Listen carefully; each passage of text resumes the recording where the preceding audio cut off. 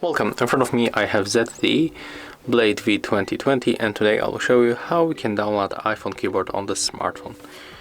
You have to go for the Play Store on your ZTE, tap on search pool and type green Apple keyboard. Yeah, we have to get this application. Let's click install.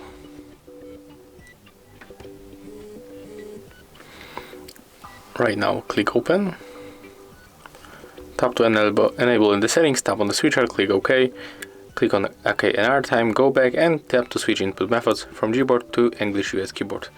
It's finished and take a look right now.